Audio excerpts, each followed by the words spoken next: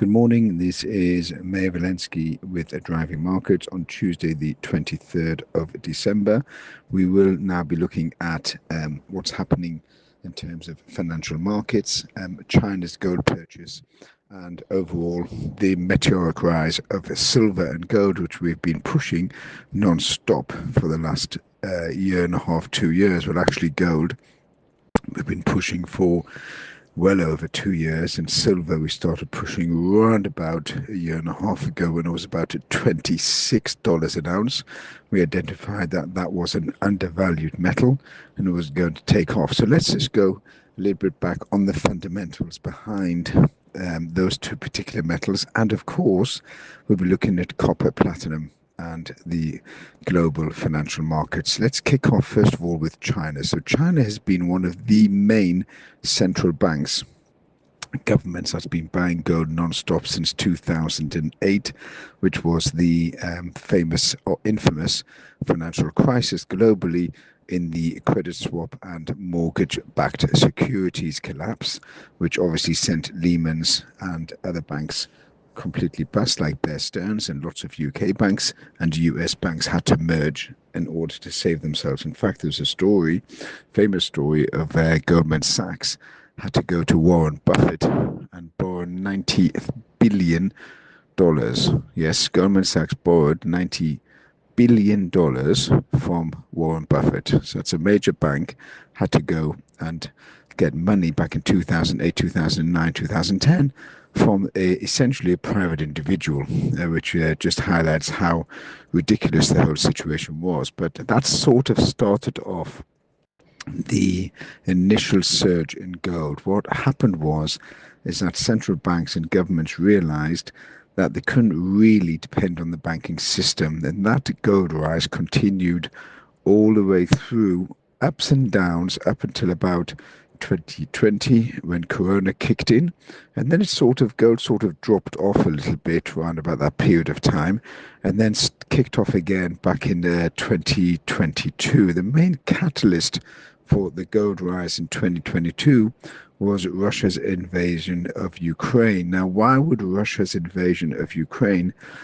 provoke or be a trigger to gold taking off? Well, simply put, obviously, Russia's invasion of Ukraine in the West was totally unacceptable. There is a rationale behind the invasion of Ukraine. I know it sounds a bit far-fetched, and no doubt a lot of you will not agree with me, but at the time, even now, you'll find that Ukraine wanted to join NATO, which means that nuclear missiles would have been put on the doorstep of Russia, and that would not be acceptable to Russia. And that was the rationale from Russia's perspective of invading Ukraine and preventing Ukraine from joining NATO. And yet, 3 years later, or 3.5 years later, we're still stuck in this First World War style trench warfare type of war between Russia and Ukraine, killing fields, where no side is making any progress, and both sides are just killing off their young men, and therefore there's going to be a shortage of men, no doubt, going forward.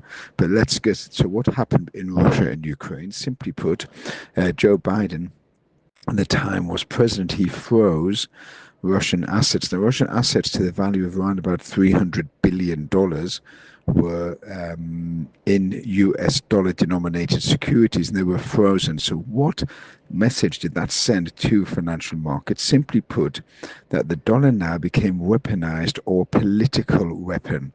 In other words, what used to be the number one independent central reserve currency, the US dollar, actually became weaponized under Biden, and as a result of that, there was a lack of confidence or no confidence financial vote sent through financial markets.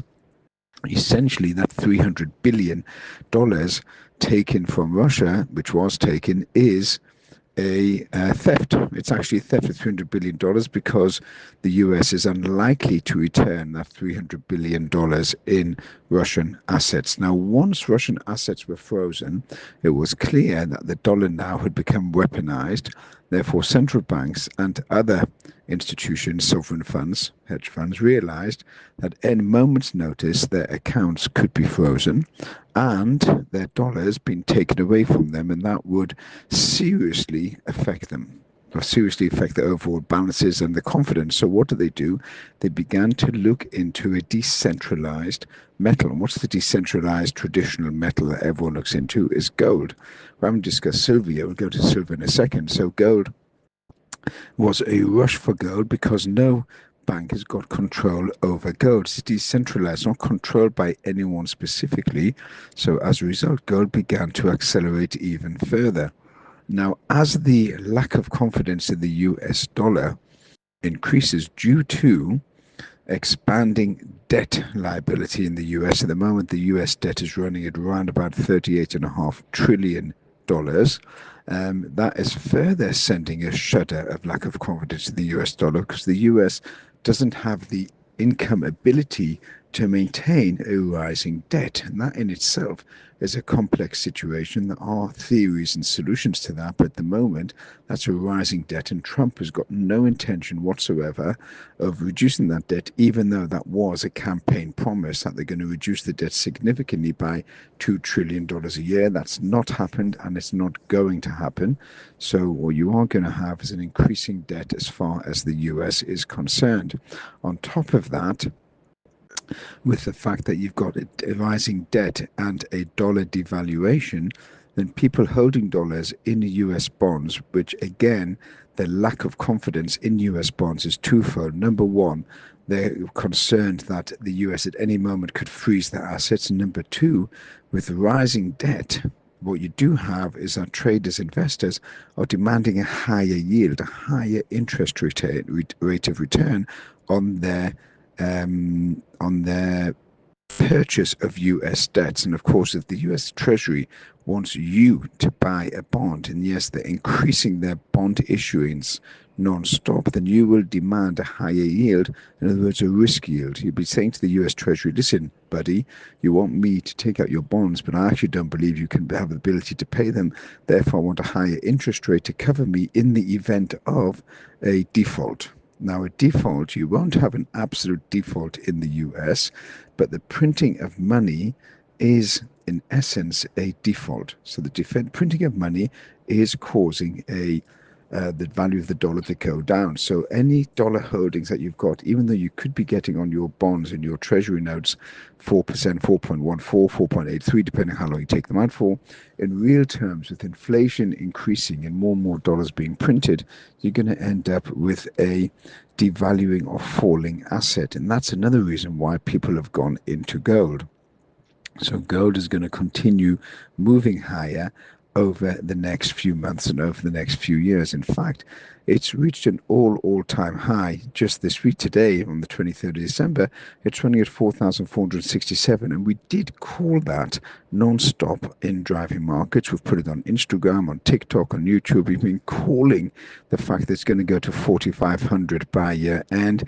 Really, I had a target in a 5,000 by year end, but it's highly unlikely in the 7 last days of December that we're going to be seeing that target. So maybe that was a little bit enthusiastic, a bit keen. On the other hand, if you look at silver, silver's had a meteoric rise. We did say the year end's going to be about $68 to $72.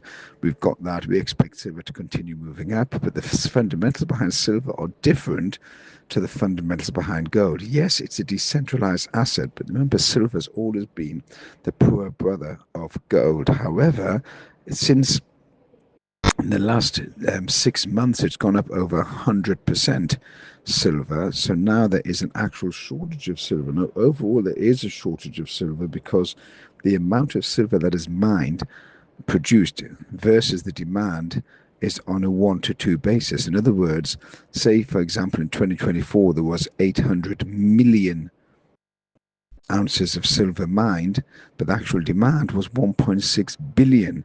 So the LBMA, the London Bullion Markets Association, which is the physical deliverer of silver, is under pressure, and the delivery date for silver and for gold has gone from a 1 to 3 day basis now to 8 to 13 weeks, and that's conservative, probably more like 15 to 18 weeks, simply because there's no silver and there is no gold at the LBMA, the London Bullion Markets Association. Remember, the LBMA is the port outport for the physical delivery of silver, where COMEX in New York is the paper driven market. So there you buy your ETFs and your stocks and your shares and your mining stocks.